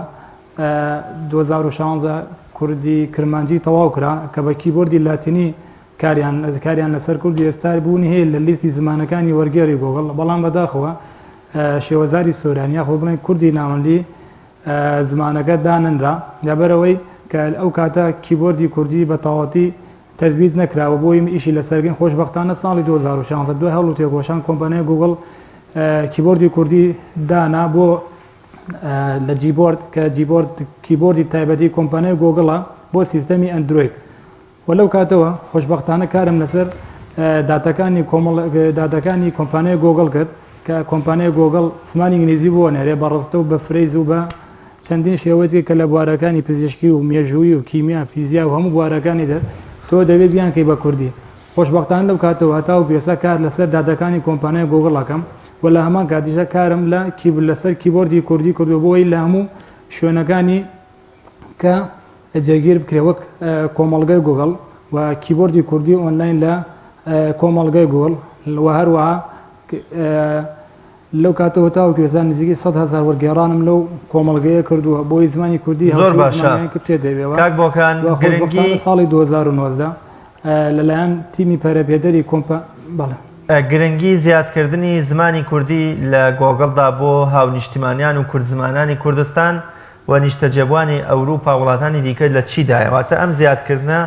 چ گرنگیە یا چه معریفەیەکی زیاترە خاتە سەر تێگەشتنی تاکی کورد و پێداویستەکانی تاکی کورد لەوەی کە بتوانێت لە سێرچێکەوە بتوانێت کۆمەڵێک داتا و زانیاری زۆرتر بەدەست بێنێت. باڵا کە کۆمپانیای گۆگڵدانی بە زمانی کوردیان نا لە سیلیستی زمانەکانی وەرگێڕی گۆگڵ ئەمە وەکو چۆن بڵێ زۆر زۆر گرنگە بۆ هەموو کوردێک وە بۆ هەموو وڵاتانی کەش بە تایبەت ئەوانەی کە سەردانی هەرێمی کوردستان و عێراقەکەن وەکو باشە زانی کە هەر کەسێک دەچێتە دەرێوڵا بۆ بازرگانی بێ بۆ ئەو کەسانی کە وەکو پەنابەر ڕووەکەن وڵاتانی ئەوروپا هیچ سەرچاوەیەک نییە کە بچن وەرگێڕانی پێ بکەن بەڵام کە زمانی کوردی ڕۆشتەوەوە لە هەر وڵاتێک بی بۆ من لە بەریتانیا بی لە فەڕەنسا بی لە ئەڵمانیا بی سوود لە زمانی کوردی وەرەگری بۆ ئەڵمانی یاخو بۆ فەڕەنسی بێ بۆ هەموو بابەتەکانی کەش و لە هەما کاتیشا کە زمانی کوردی دانی پیانرا لەوێ ئۆتۆماتیکی لە پێکەکانی کەش وەک لە فەیسبوک و یوتوب و چەندی شوێنەکانی کەش ئەتوانی پەیوەستی پێوەکەی بۆی لەوێ زود لە سوود لە زمانەکانی کەش بۆگریت و سوودی لێ ببینیت. زۆر باشە کاک بۆکان ئەوەی کە ئێستا جەنابەت کردوتە بە تایبەتی باست لەوە کرد کە نزیک بە پێم وایە 100,000 وەرگێڕانێکت کردووە بۆ گوگڵ ئەو 100,000 وەرگێڕانە لە چه بابەتێکن وایە ئەو بابەتانە گوگڵ بۆ جەنابەتی دەنێرێت تایبەتی گوگڵ خۆی دەینێرێ بۆت یا جەنابەت هەڵیان دەبژێری و دەینێری بۆ گوگڵ و وەرگێڕانانە چه سوودێکی هەیە بۆ کوردێک کە دەیەوێت زانیاری و داتا لە ناو گوگڵدا وەرگێت؟ بەڵێ سەبارەت بەو داتانە کۆمپانیای گوگڵ لێنێرە لە هەموو بوارەکان لەبەرەوەی هەموو هاونیشتمانیەت سوود لە هەموو بوارەکانی زمانی کوردی وەربگرێت بۆ نمونە پەزی بەشی پزیشکیە بەسی بۆ نمونە فیزیایە مێژوویە کەلتورە هەموو بوارەکانە کە ئەنێرێ بۆ دەو بوارانەیە تۆ ناتوانانی خۆتی خۆت داتا داخەڵکەی کۆمپانیای گوگڵ بۆ تەنێرێت و هاوشێوەی هەموو زمانەکانی کە پێشتر کاری لەسەرکراوە خۆشبەختانە لە ئێساشە زمانی کوردیش هاوشێوەی هەموو زمانانە ئەتوانی کاری لەسەر چونکە کۆمپانیای گوگڵ زمانەکەی دانی پێداناوە ئێستا بۆ منە بتەوێت کا لەسەر شێوەزاری هەورامی بگەیت ناتوانانی کاری لەسەر بێت لەبەرەوەی کۆمپانیای گوگڵ دانی پێدانەناوە و زمانی کوردی شێوەزاری سۆرانیا خۆ بڵێن کوردی ناوەندی ئێستای بوونی هەیە لە کۆمەڵگە گۆڵ کە بوونی هەبوو واتە زمانەکەی تۆ ئامادە باشە وە خاوەنی داتەبەیسێکی زۆر زۆر باشە کە لە داهاتوودا هەر کاتێک بێ کۆمپانیای گوگڵی خاتە بەردەست هەموو هاونیشتمانیانی خۆشەویست و لە هەمان کاتە تەنها ئەمە لە کۆمەڵگەی گوگڵ بەشێکی کیان هەیە کە بەشی بەرنامەی کراودسۆرسە کە بوونی نەبوو بەداخەوە کە لە 2016 هەتاوەکو 2019 کارم کرد بۆی زمانی کوردیش بچتەنەوە بەرنامەی تایبەتی کراودسۆرسەوە خۆشبەختانە ساڵی 2019 28 2019 پێش دوای ئەوەی کە بانگهێشتی کۆڕبەندی پلاتفۆمی گوگڵ گرام بۆ 5 جارێک لە ئەمریکا لە ڕێگەی گوگڵ هاونگاوتەوە 4 جاری لە وڵاتی هندستان هەموو پەیامەکانی زمانی کوردی هەموو پەیامەکانی هاونیشتمانیانم گەیاندا ئەوێ کە زمانی کوردی لەو بەرنامەیە بوونی نییە ئەو بەرنامە بۆ سیستەمی دەنگیە و سیستەمی وێنەیە سیستەمی ڤیددیۆیە و چەندین ڕێنووسی کوردیەکە بەدەل لە سیستەمی ڕێنووس و سیستەمی هەڵسەنگاندن ڤیددیۆی وێنە وانش خۆشبەختانە دوایەوە کوردی ناوەندی دانی پێداندا ئێستا بوونی لە ناو ئەپی کۆمپانیای کراودسۆرسەکە دوای ئەوەی کە لەوێ بەشدار بووم خۆشبەختانە ئەم شادان پێبەخشیم کە ئەم شادەیە بۆ کەسانە بوو کە لە 75 وڵات بەشدار بوون کە لەو 75 وڵاتەی یەکبوون لەو کەسانە بووم کە بەشدار بووم لە ڕێگەی گوگڵ هانگاوتەوە کە بەشدار بووم کۆمپانیای گوگڵ ئەم شادەی پێبەخشیم کە لەلایەن تیمی پەرەپێدەری کۆمپانیای گوگڵەوە پێم بەخشراوە خۆشبەختانەش هەر لەو کاتێ چەندین زانیاری و شتی گەم گەیاندە کۆمپانیای گوگڵ سەبارەت زۆر باشە کاک بۆکان کەواتە هەندێکی ماوە کە ئەویش خۆی لە کیبۆردی کوردی بۆسی زۆر باشە کاک بۆکان کەی ئێمە ئەتوانین لە تەرجمەی کوردی بۆ زمانەکانی تر سوودمەند بین و هەروەها کێ ئەتوانین لە ئێستا تەبەن با بڵێن مۆسەفاتێک هەیە گوگڵەوەی کە ئەتوانین وێنەی تێکستێک بگرین ئەگەر ئینگلیزی بێ بیکاتەوە عەرەبی یا فارسی بۆمان کێ ئەتوانین کوردی لەوێشدا ببینینەوە بەڵێ لە ئێستاە بنچینەکانی زمانی کوردی لە 90 تەواو بووە تەنها لە 10 دەیماوە ئەویش کیبۆردی کوردیە بۆ سیستەمی iOS بۆ جیبۆرد خۆتان نەزانن لە ئەندروید دانراوە کیبۆردی کوردی لە جیبۆرد و سویفت کیبۆردی مایکرۆسۆفت هەیە بەڵام لە iOS بۆ هەردووکیان نییە خۆشبەختانە بۆ جیبۆرد قسەم لە سەرکردن کە پەیمانیانداوە سێ جاریش پەیمانیانداوە کە کیبۆردی کوردی لە مانگی 9 بۆ مانگی 12 یەکلایە بێتەوە کە کیبۆردی کوردی ڕۆشتە ناو جیبۆردەوە بۆ سیستەمی iOS یان خۆ بڵێ بۆ آیفۆن ئۆتۆماتیکی بنچینەکانی زمانی کوردی تەواوە بن و دوای ئەوە ئێمە چاوەڕێی زمانی کوردیەکەین بۆ لیستی زمانەکانی گوگڵدا بنرێت زۆر باشە کاک بۆکان زۆر جار بینیمانە لە ڕابردوودا ئەگەر بەرپرسێکی باڵایم هەرێمە ئاڵایەکی کوردستانی لە وڵاتێکی تردا هەڵکردبێ یا لە پشتیەوە یا لە شوێنێکی بچووکە دانرابێ بۆی وەکو ڕێزێکی لێیانگرت بێ هەڵایەکی علامی فەوزایەکیان لەسەر کردووە کە ئەمە کوردیان بە جیهان ناساندووە. ئێستا ئەم هەنگاوەی جەنابەت کە حاشا هەڵنەگرەوە توانیوێتی زمانی کوردی لە گوگڵدا بناسیێنێک وەک خۆت ئاماژەت پێکرد لە 1990. ئایا پێشوازی حکوومەتی هەرێمی کوردستان و هەروە وەزارەتی ڕۆشنبیری یەکەمەن ڕۆڵیان چۆن بووە، دووەمن پێشوازیان لەم کۆشوت هەوڵانی جەنابەت چی بووە؟ بەڵێ سەبارەت بە ناساندنی زمانی کوردی و کەلتوری کوردی و کوردستان بە تایبەت بە بێدەنگی زمانی کوردی بە بێدەنگی نەتەوەی کورد ناسێنراوە لە کۆمەڵگەی گۆگڵ بە بێدەنگی و لە کۆمەڵگای ئێستا تۆ زمانەکەت بوونی هەیە واتە تۆ لە زۆر بوارە حسابت بۆ دەکرێت. بەڵام سەبارەت بە حکوومەتی هەرێم وەکو پاڵپشتی وەکو هاوکاری وەکو هیچ شتێکیکە هیچ شتێکی نەکردووە. بەڵام من وەکو خودی خۆم چەندی ساڵ هەوڵ بۆ زمانی کوردی هەیەم بۆ خزمەتی زمانی کوردی بۆ خزمەتی هاونیشتمانیان بۆی لە داتووە بێ بەرامبەر سوود لە زمانی کوردی و هەموو زمانەکانی ناو بۆی چێژ لە هەموو گیان وەربگرن بۆی وەرگێڕان بکەن بۆی کاروبارەکانیان جێبەجێ بکەن لە هەر وڵاتێک بلەم سەرزەمینەدا و زمانی کوردیش پشت بەخوا ئینشاڵڵا لە داهاتوویەکی نزیکە ئێمە هەمومان دەیبینین ئەمانجەکەی ئەبینین. زۆر باشە، ینی حکوومەتی هەرێمی کوردستان تا ئێستا هیچ کاردانەوەیەک هیچ قسەیەک هیچ ئەڵوێستێک هیچ پێشوازی و دەستخۆشیێکی لە جەنابەت نەبووە لە کاتێکە ئێستا ڕەنگە گوگڵ یەکێک لەو کەسانی کە یا با بڵێن یەکێک لە کەسە تایبەتەکانی ناو کورد کە قسە و سەنەدی لێوەرگرێت جەنابەت بیت. بەڵێ بەدڵنیایەوە ئێستا من ئەندام لەو کۆمەڵگایە و ئەندام هەر زانیاری هەر شتێک هەبێ من ئەتوانم پیان بێم و پەیوەندی بە منەوەکە لەبەرەوەی من پلەیەکەم وەرگرتووە لە زمانی لەو بوارەیە و لە هەمان کاتە هیچ کەس و لایەنێکی حکوومەت بە تایبەت حکوومەت باسی حکوومەت دەکەم دەستخۆشی لە من نەکڕەوە، بەڵام دەستخۆشی لە هەموو میلەتی کورد دەکەم کە بە چەندین شێوە سواس و دەستخۆشی بۆ من دەستخۆشی و شتیان لە من کردووە. بەڵام وەکو حکوومەت هەتا وەکو ئێستا ناتوتە پێشەوە هەنگاوێک ناتوێت پێشەوە بۆی من بتوانم پرۆژەکە گەورەکەم بۆی بە زەوترین کات تەواویکەن وام پرۆژەیە گەر حکوومەتی لە پاڵ پشت وایە من دڵنیا دەکەم ساڵی 2007 کارە تەواو بوو.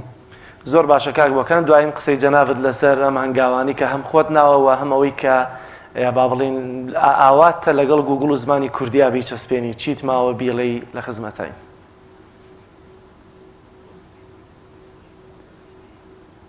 بەڵێ زۆر سواز دەکەم تەنها ئاواتی منەوەی زمانەکە جێگیر بێت بۆی هەموو کەسێک سوود لەو پرۆژەی وەربگرێت و لە هەمان کاتیشا حەزەکەم ئاماژەوە بکەم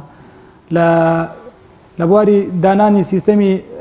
نەخشەی گۆگڵی گۆگڵ ماپیش لێوەش بەشدار بووم چەندی شوێنی پارێزگای هەڵەبجە و شوێنە گەشتەکانم داناوە و لە هەمان کاتە چەند هەفتەیەک لەمە پێش کۆمپانیای گوگڵ داوای لێ کردم کە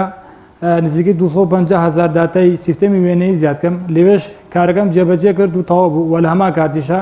لە ئێستا ئیش لەسەر لێبڵاکەم کە ئەم لێبڵانە خۆی لە ناساندنی کەلتوری زمانی کوردی و شوێنە کەلەپورەکان و کەسایەتەکان و سەرجەم شوێنەکان و بۆ نمونە ڕۆک و گوڵ و ئەو شتانە بە زمانی کوردی ڕێنووسی ئارامی خۆشبەختانە کۆمپانیا گۆگڵ دانێ پێداناوە بۆ من بۆەوەی کاری لەسەر بێن و بینێرین لە داهاتووە لە ڕێگەی کامێرای مۆبایلەکەتەوە بۆ نمونە من مەزاری هەڵەبجەم بۆ نمونە داخل کردووە کامێرای مۆبایلەکەم خەمە سەر مەزاری هەڵەبجە لێوە هەرچی زانیارەکە مایاتێ بە کوردی و لە ئۆتۆماتیکی شەیکەم بە ئەو زمانانەی کە ئەمەوێت. زۆر سپاس بۆ بەڕێز بۆکان جاف وەرگێڕ و شارەزار لە تەکنۆلۆژیا و زانیاری سپاس بۆی کە لەگەڵمان بووی لە پارێزگای هەڵەبجەوە ئەوەی کە بۆکان دیکا پێم وایە بە حکوومەتێکیش زۆر جار ڕەنگە ناکرێت کە بە دڵنیا بە حکوومەتستان نەکراوە. زۆر سپاس بۆ بۆکان. بینەرانی عزیز دیارە تەوەری سێمی بەرنامەکەمان ئەگەرچی تەوەری دووەم بوو دەچینە سەر ئەوەی کە ئایا پەرلەمان لەکوێ ژیانی خەڵکدا ئەکەم ڕۆیەکەمین کۆبوونەوەی وەرزی نوێی یاسادانانی پەرلەمانە لە هەولێر و لە ناوتەلاری پەرلەمانەوە بەڕێز سۆران عومەر پەرلەمانتار لە فراکسیۆنی کۆمەڵی ئیسلامیمان لەگەڵایە. کاک سۆران سڵاوی خوارد لێبێت ئەگەر هەر یەکسەر لێەوە دەست پێ بکەین ناومێدیەکی زۆر بە تایبەتی لەم خولەی ئێستەی پەرلەمان یان لەم کابینەی نوێیەمەدا لە نێوان خەڵکیدا هەیە ئایا ئەتوانین بپرسین پەرلەمان لەکوێ ژیانی خەڵکدایە لە ئێستادا؟ بەناوی خۆی بەخشندەی میهرەبان سڵاو لە ئێوە و لە سەرجەمبینەران لە ڕاستیە پەرلەمان ئەو شوێنەیە کە خەڵکی کوردستان دەنگی بە نوێنەرەکانی داوە تاکو لەوێەوە داکۆکی لە مافەکانیان لە داواڕەواکانیان بکەن و چاودێری حکوومەت و بەدواداچوون بۆ کار و پرۆژەکانی حکوومەت بکەن. ئەو ناومێدیە لێەوە سەرچاوی گرتووە لە هەڵبژاردنەکان پێش پەرلەمان کە خەڵکێکی زۆر هەر سەرەتا بەشداری پرۆسەی هەڵبژاردننی نەکرد کە ئەوە ڕێژەیەکی زۆر زیاترە لەوانەی دەنگیان داوە کە بەداخەوە خەڵکی کوردستان لە هەرچی بێهیوا بێ نابێ لە هەوڵدان بۆ دەستەبەری مافەکانی لە گۆڕانکاری بێهیوا بێ و پەرلەمان ئەو دامەزراوەیە کە شەرعیەتی لە دەنگی خەڵکەوە وەرگرتووە سەرڕای هەموو تێبینیەکان لەسەر پرۆسەکانی هەڵبژاردن. دەکرێت خەڵک لە حکوومەت بێهیوا بێ بەڵام ناکرێت لە نوێنەرەکانی خۆی کە دەنگی پێداون متمانەی پێداون پێش دەست بەکاربوون بێهیوا بێ. ڕاستە کار لەسەر بێهیواکردنی خەڵک کراوە، کار لەسەرەوە کراوە کە خەڵک هیوای نەمێنێ بەشداری هەڵبژاردنەکان نەکا بۆی ماوەیەکی زۆر بیەڵێتەوە تاکو و دەسەڵات خۆی لە بری ئەو دەنگ بدا یاخود ئەو نەیە دەنگ بە لایەنەکانی دەرەوەی دەسەڵات بدا بۆەوەی ئەوانەی دەنگ بە دەسەڵاتە دەن زۆری نەبێنن وەکۆی بینیمان ئەمجارە ڕوویدا. بەڵام ئەوە لە جێی خۆی نەبوو کە خەڵکێکی زۆر لە ناومێدیە نەهاتنە سەر سندوقەکانی دەنگدان چونکە بە نەهاتن بۆ سەر سندوقەکانی دەنگدان ئەو دەسەڵاتی چەند ساڵە ستەمەکە زۆڵمەکە دەنگی زیادی کرد و ئەوانەشی کە چەند ساڵە داکۆکی لە مافەکانی ئەوانەکەن دەنگیان کەمی کرد بەوەی بەشداری نەکردنی ئەو خەڵکەوە. بەڵام ئێمە بێ ئومێد نین، ئێمە بە هیواوە ئەژین و ئومێدیشمان وایە بتوانین گۆڕانکاری بکەین و خوا پشتیوان بێ بە هیمەتی ئەو دەنگدەرانەمان دەتوانین ئەوەی کە بەڵێنمان داوە بە خەڵکی کوردستان بەجێی بگەێنین و ئەرکی خۆمان بەجێ بهێنین.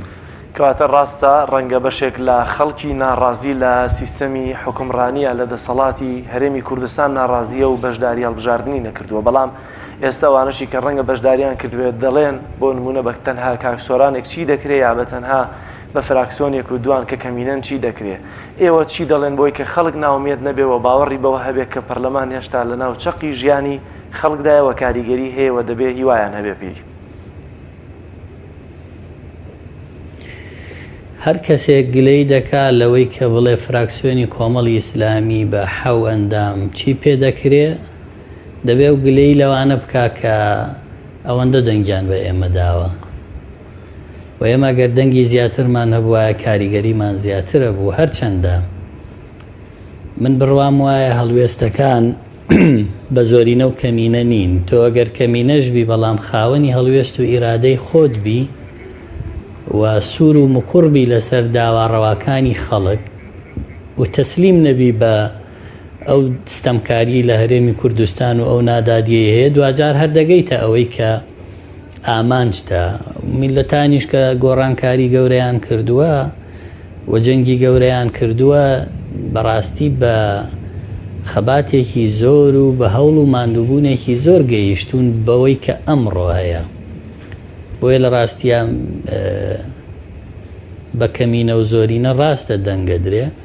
بەڵام کەمینەیەک کە بەرگری لە مافی خەڵکەکە و لە بەرەی خەڵکە و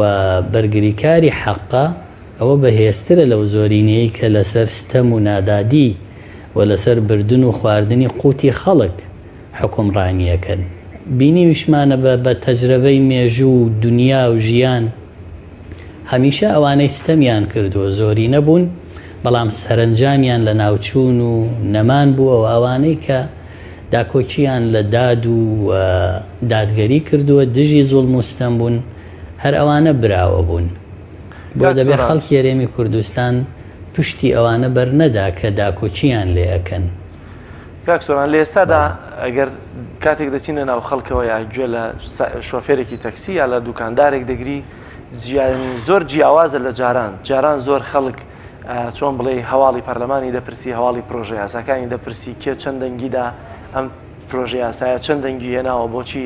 ئەگەر چەسپی ئەم یاسایە چه کاریگەریەکی بەسەر ژیانی تاکەوە هەیە. بەڵام لە ئێستادا ئەم هەواڵپرسینەی خەڵک نەماوەکو جاران ئەمە کاریگەریەکەی ڕۆکوێ دەڕۆ ئایا ئەمە کاریگەری هەیە بەسەر هەڵبژاردنەکانی داهاتووشەوە گەر بێت و لە دوای 2-3 ساڵی تر کە هەڵبژاردن جارێکی تر دەست پێ دەکاتەوە یاخود کاریگەری هەیە بەسەر ئێستەی ئێوەی پەرلەمانتارەوە کە چۆن کار بکەن؟ بەڵێ کاک جەلالجان ئێمە ئەمڕۆ خولی یاسادانان بە هەبوونی کابینەی نوێ دەست پێەکە دەتوانم بڵێم کاری پەرلەمانی لەگەڵ حکوومەت کە تازە متمانەی وەرگرتووە لەمڕۆوە یاسادانان و چاودێری فعلی حکوومەت دەست پێەکە بۆیە هیچ نەبووە تا خەڵک ببێتە جێی باس و خواسی سەرەتایە و سەرەتایەکە ئینشاءڵڵا ئێمە ئومێدمان هەیە بتوانین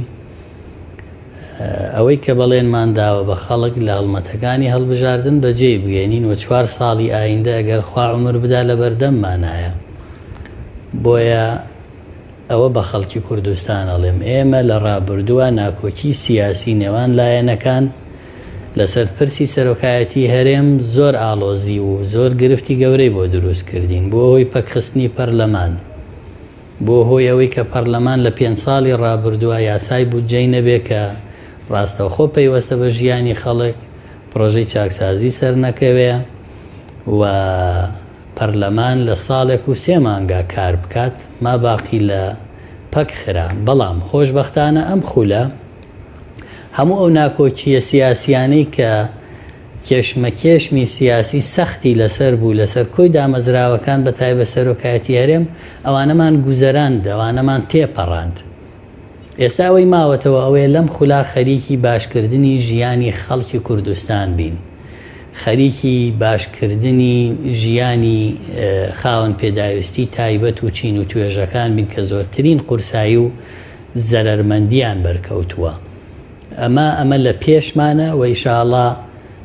ئومێدەکەم بتوانین ئەم خولە لەو ئاستی چاوەڕوانی خەڵکا بێکە لە پەرلەمانەکەی خۆی هەیەی لە نوێنەرەکانی خۆی هەیەی کاتە کاک سۆران ئەم چاکردن یا باشکردنی ژیانی خەڵک تا چەند داوەندێک کە جەنابەت دەیبینی لە ناو پەرلەمانە کۆدەنگیەکی لەسەرەکە بتوانێت هیچ نەبێ زۆرینە بەدەستبێنێت چونکە لە ئێستادا هاوڵاتیش دەڵێ ئەوەی کە فراکسیۆنی زۆرینە کە پارتی دیموکراتی کوردستانەوەی ئەو نێوێ ئیدی ناکرێت لەبەرەوەی هەم ئەوانی دیکە کەمینەن ئایا ئەم باشکردنی ژیانی خەڵکە ئێستا کۆدەنگی لەسرە بۆی کە پەرلەمان کاریگەریەکی باش هەبێ بەسەر ژیانی خەڵکەوە بە پێچوانی 4 ساڵی ڕابردوو کە کاریگەری با بڵێم هەر نەبوو تا کاریگەری هەبێ بەڵکو ئەوە حکوومەت و کابینەی هەشت بوو کە کاریگەری خراپی بەسەر ژیانی خەڵکەوە هەبوو دەزانی تا ڕادەیەکی باش هەمومان کۆکین لە ئەو مافانەی مافی خەڵکە موچە خۆرانە خانە نشینانە خاوەن پێداویستی تایبەتە و تەسەورەکەم ئەم جارە پەرلەمان هەماهەنگتر بێت لەو کارانە چ بە لیستی زۆرینە چ بە هەم ئۆپۆزیسیۆنیش بتوانین ئەو مافانەی کە شایستەی دارایی نەدراوی موچە خۆرانە بگەینە سیغەیەک لەگەڵ حکوومەت بۆ گێڕانەوەی ئەوەی ناوینرا بوو پاشەکەوت و مەسەلەی خانە نشینی کۆمەڵێک شتی تر کە لە باری دارایی هەرێمی کوردستان بەرەو باشتر بڕوات دەتوانین ئەوانە زیاتر تیا بگەینە ئەنجام و کاری پەرلەمانیژی دیوایە دوجار زۆرینە و کەمینە بڕیارەدەن کە زۆرینە بڕیاریدا کەمینە بڕیارەکەی ناخوایە بڕیاری زۆرینە دەچەسپێت بەڵام تەسەورەکەم ئەوەی کە پەیوەستە بە ژیانی خەڵکەوە تێڕوانینمان تا ڕادەیەکی باش وێدەکەم نزیک بێ لە یەک ئەوە نەخوێنرێتەوە کە ئەم پرۆژەیە ئەم بڕیارە هیچێە کێ دەیهێنێ ئەگەر ئەو بیهێنێ من لەگەڵی نابم نەخێر ئێستا پرۆژەی چاکسازی کە لە خولی پێشوو ئێمە کارمان لەسەر کرد و لە 2015 پێشکەشمان کرد خوێندنەوەی یەکەمی بۆ کرا و دواتر بەندە پێشکەشی ئەنجومەنی وەزیرانم کرد ئەنجومەنی وەزیران قەنەعەتی هێنا بوو بە پرۆژەی چاکسازی ئێستا ناوی ئێمەش ناهێنن حکوومەتی نوێ دەیەوێت بە هیسێ لایەنی پێگەێنەری حکوومەت جارێکتر پێشکەشی بکاتەوە بەڵام هەر ئێمە پشتیوانیەکەین و لەگەڵی داین بۆ کە پێمان وایە ئەوەی بریتی بێت لە چاکسازی و چاکردن لە ئەم خراپی و وێرانەی حکومڕانی بۆ ژیانی خەڵک ئێمە داکۆکی لێگەین پشتیوانی دەکەین هی هەر فراکسیۆن و هی هەر زۆرینە و کەمینەیەکیش بێت. کەواتە قسەتان چییە بۆی کە خەڵک لە دووریشەوە هەر چاوی لەسەر پەرلەمان بێ بەڵکو بەو شێوازە سەیری پەرلەمان نەکا کە پەرلەمان لە ئێستادا کاریگەریەکەی بەو شێوازە نیە کە باش بێ بەسەر ژیانی خەڵکەوە کە بە دڵی خەڵک بێت. خۆی هیچ دامەزراوەیەکی هەرێمی کوردستان لە ئاستی داخوازی خەڵکانیە وەکو پێویست و ئیزانین ئەم سیستەمی حکومڕانیە لە هەرێمی کوردستانە کێشەی هەیە و یەکێک لە کێشەکانی ئەوەیە حەز بە پەرلەمانێکی کارا و ئەکتیڤ ناکات لێپرسینەوەی لێ بکە متمانەی لێ وەرگێتەوە بە دوواداچوونی وردی بۆ بکە حەزەکات تەنها متمانەی لێ وەرگێ نەک متمانەی لێ وەرگێتەوە و پەرلەمان تەنها خەڵکی کوردستان دەتوانێت لێپرسینەوەی لێ بکە چاودێری کارەکانی بکە بە دوواداچوون بۆ کاری نوێنەرەکانی بکە بۆیە خەڵکی کوردستان مافی خۆیەتی و پێویستیشە چاوی لەو کەسانە بێ کە ئەو دەنگی پێداون و ئەو بۆ ئەوە متمانەی پێداون ئەو بەڵێنانەی کە پێش وەرگرتنی متمانە لە هەڵبژاردنا پێیداون بەجێی بێنێ بۆی لە کاتێکا کە چۆتە شوێنی خۆی بۆیە مافی خۆیەتی و نابێ نوێنەرەکانی ئیهمالکە لێی نەپرسێتەوە چاودێری نەکا بەڵێ ئەو شوێنەی کە لە هەرێمی کوردستان شەرعیەتی هەیە و تەنها ئەو شوێنەیە خەڵک دەتوانێت لێپرسینەوەی لێ بکە پەرلەمانە و نوێنەرەکانی گەلە بۆیە مافی خۆیەتی واشتوانێت لەو ئاستا چاوەڕوانی لێ بکە کە دەنگی ئەو بگەێنێ داخوازی ئەو بباتە کۆبوونەوەکانی پەرلەمان و ئەو شەڕی کە ئەو لەسەر شەقام پێویستە بیکا بۆ داوای مافەکانی دەبێت نوێنەرەکانی لە تەلاری پەرلەمان بیکەن لەگەڵ حکوومەت بیکەن ئومێدەکەم بتوانین کاری پەرلەمانی بخەینە سەر ئەو سکەیی کە بە هەموو زۆرینە و کەمینە و دەسەڵات و ئۆپۆزیسیۆنەوە دوجار ئێمە نوێنەری خەڵکین نوێنەری خەڵک ئەگەر حزبەکەشی لە ناو حکوومەت بێ دەبێ وەک نوێنەری خەڵک بمێنێتەوە نەک وەک پارێزەری حکوومەت کامە لە خولەکانی ڕابردووە ڕەنگە کاریگەری هەبوو بێ ئێمە وەکو کۆمەڵی ئیسلامی لە خولی ڕابردوو کاتێ لە حکوومەتیش بووین یەکێک لەو نیگەرانیانەی دەسەڵات هەیبوو لە کۆمەڵی ئیسلامی ئەوە بووکەیەوە لە حکوومەتن بەڵام فراکسیۆنەکەتان بێدەنگ نییە پەرلەمانتارەکانتان بێدەنگ نابن بەمانای ئەوەی ئەو نەریتە زاڵ بوو کە هەرکەس لە حکوومەت بێ دەبێت فراکسیۆن و پەرلەمانتارەکەی بێدەنگ بێ یاخود پاساو بێنێتەوە بۆ حکوومەت کە ئومێ دەکەم هەرکەزیشی خۆی بکە حکوومەت چۆن ڕێبەخۆیەدا کاری خۆی بکە وەکەوەی کە حکوومەتە و متمانەی وەرگرتووە دەبێت پەرلەمانتارانیش ئەرکی خۆیان بەجێبێنن کە بە دوواداچوون و چاودێری حکوومەت و یاسادانان و دەرکردنی بودجەیە نەک ببن بە پارێزەری حکوومەتێکە بە چاک و خراپی هەر بەرگری لێ بکەن. بەڵێ زۆر سپاس بۆ بەڕێز سۆرامەمەر پەرلەمانتاری فراکسیۆنی کۆمەڵی ئیسلامی کە لە هەولێرەوە لەگەڵمامی بۆ ئومێدی ئەوەی کە پەرلەمان ڕۆڵی خۆی بگێڕێ و ببێتە جێی ئومێد و خواستی هاوڵاتیانی کوردستانیش. بەڵێ ئازان و خۆشەویستانم دوێنێ لە شاری کەرکووکی خۆشەویست ساڵیادی گروپی پێشەنگ بۆ کتێب خوێندنەوە بەڕێوە چوب لەمبارەیەوە چیانووری پەیامنێری پەیام لە کەرکووکەوە راپۆرتێکی لەو بارەیە بۆ ئامادەکردین با پێکەوە بینەری ئەو راپۆرتە بین.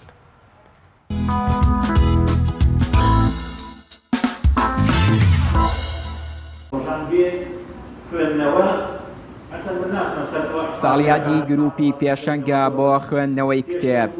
کە زیاتر لە 150 خوێنەری لە کوڕان و کچان لە کەرکووک بە دەوری خۆیدا کۆ کردوێتەوە کە لە ماوەی ساڵێکدا نزیکەی 600 کتێبی جۆرا و جۆریان خوێندوێتەوە. گروپەکە کە لەلایەن ناوەندی کەرکووکی ڕێکخراوی قوتابیانی کوردستانەوە سەرپەرشتی دەکرێت و ماوەی ساڵێکە بەردەوامن. بەشداربووانی پرۆژەکە ئاماژە بە گرنگی گروپی خوێندنەوەکە دەکەن. هیواشیان خواست ئەم جۆرە چالاکیانە بەردەوامیان هەبێت. ئەمڕۆ ساڵیادی گروپی پێشەنگە لە ماوەی ساڵێکا توانیمان ئەم گروپە بۆ نزیکی 100 خوێنەر بکەینەوە لە شاری کەرکووکە بە هاوکاری ڕێکخراوی قوتابیانی کوردستان توانیمان سوودێکی زۆر ببینین لە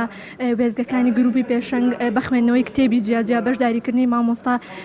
لە باسکردنی گرنگی و سوودەکانی کتێب خوێندنەوەدا. داواکاریم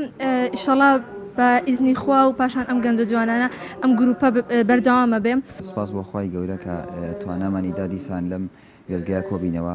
ئێمە وەکو ئەندامێکی گروپی خوێندنەوەی کتێبی پێشنگ کە ئەم گروپە ماوەی ساڵێکە دامەزراوە گروپێکە باەخێکی تەواو بە کتێب خوێنەوەدا بە تەواوی بابەتەکانیەوە. ئەم گروپە ماوەی ساڵێکە دامەزراوە و لە 12 وێزگا پێک هاتووە تا ئێک ئێستا. ئەمڕۆ ساڵیادی گروپەکەیەکە لەو ڕۆژی دامەزراوە. لەم ماوەی ئەم ساڵەیە ئێمە توانیمانە زیاتر لە 12 وێزگا ئەنجام بدەین لەگەڵ کۆمەڵە سیمینارێک و کۆمەڵە گەشتێک بووە شارەکانی تر بە مەبەستی گفتوگۆکردن لەگەڵ نووسەری کتێبەکانە و چەندین چالاکی جیاواز. ناوەندی کەرکووکی ڕێکخراوی قوتابیانی کوردستان دروستکردنی ئەم گروپی خوێندنەوەیە بۆ ئێستای شارەکە و سەرقاڵکردنی گەنجان بە خوێندنەوە بە گرنگ دەزانن بۆیە بەڵێنی پشتیوانی زیاتر دەدەن. سەرپەرشتیاری گروپەکەش سوپاس و دەستخۆشی لەو کەسولایەنانە دەکات کە لە ساڵی ڕابردوو هاوکاریان بوون بتوانن پرۆژەکەیان بە سەرکەوتووی تەواو بکەن. ئەمڕۆ لە 30 ئابی 2019دا ساڵێک تێپەڕێ بەسەر دامەزرانی گروپی پێشنگ گروپی کتێب خوێندنەوەی پێشنگ کە گروپیەکی کتێب خوێندنەوەیە لە شاری کەرکووک لە ژێر باڵی ناوەندی کەرکووکی ڕێکخراوی قوتابیانی کوردستان دامەزراوە پێش ساڵێک و لە ساتەوەختێکە کە گەنجانی کەرکووک تەواو بێ هیوا ببوون و لە بێ هیواییە بوون. ئێمە بە باشمانزانی بە پێویستمانزانی کە گروپێکدانین لە ڕێ ئەم گروپەوە چەند هیوایەک هەیە بیگەڕینەوە بۆ سەرەتا قوتابیان پاشان سەرجەم گەنجان. ئێمە لە ڕێگەی ئەم گروپەوە توانیمانە خزمەتێکی گەورە بکەین لەم شارەیە پشتیوان بەخوا و ئەم گروپە درێغی نەکردووە لە سەرجەم چین و توێژەکانی کەرکووک. گروپی پێشنگ لە 18 ئابی 2018 لە شاری کەرکووک ڕاگەیاندرا لەلایەن کۆمەڵێک گەنجی خۆبەخش بە چاودێری ناوەندی کەرکووکی ڕێکخراوی قوتابیانی کوردستان. دیارە ئێمە لە کاتی گرفت و دوورکەوتنەوە لە کتێبدا ئێمە ئەم گروپەمان ڕاگەیاندەوە بۆ کتێب خوێندنەوە بۆ ئاشناکردنەوەی گەنجان بە کتێب و کتێب خوێندنەوە. پرۆژەکە ئێمە دیارە لە دوو بەش پێکهاتە بوو. بەشێکیان پێشکەشکردنی سیمینار لەلایەنی مامۆسایانی میوانەوە، بەشی دووەمیش پێشکەشکردنی کتێب بە ئیستیعارە بە بەشداربووان بۆ ئەوی بخوێن و دووبارە بیگەڕێنەوە هەتاوەکو کەسێکی تر سوودی لێ ببینێ. دیارە ئێمە لە ساڵی ڕابردوودا 12 وێزگەمان ئەنجام داوە، زیاتر لە 600 کتێب خوێندراوەتەوە گەڕێنراوەتەوە بۆ گروپی پێشنگ. زۆر سپاسی هەریەکە لە کتێبخانەی گشتی و دەستگای نووری حیکمە و قاوەخانەی کەلتوری و سەنتەری ڕۆشنبیری دەکەین کە هۆڵەکانیان دەرگای هۆڵەکانیان بۆ ئێمە واڵا کردووە بۆ ئەوەی ئێمە پرۆژەکانمانی تیا ئەنجام دەین. لە ساڵیادی دامەزراندنی گروپی پێشنگ بۆ خوێندنەوەی کتێب مامۆستایانی وانە بێژ و بەشدار بوو لە چاودێری خوێنەرانی کتێبەکان. پرۆژەکە بە گرنگ دەزانن چونکە پێیان وایە ئێستا لە سەردەمی پێشکەوتن و تۆڕە کۆمەڵایەتیەکاندا گرنگە ژمارەیەک لاوی شارەکە سەرقاڵ بکرێن بە خوێنەوەی کتێب و دوورکەوتنەوە لە تۆڕە کۆمەڵایەتیەکان. چیانووری کەناڵی ئاسمانی پەیام تایبەت بە بەرنامەی پەیامی ڕۆژ کەرکووک. بەڵێ خۆشەویستان لەگەڵ هاوکارم کاک جەلال محەممەد بە بڕگە و بابەتەکانی ئەمڕۆژمان بە کۆتا گەشت. ئومێ دەکەین جێ ڕەزامەندیەوەی عزیز و خۆشەویست بوو بێت تا بەیگەشتنەوەیەکی تر لە پەنای خوادا بن. خواتان لەگەڵ.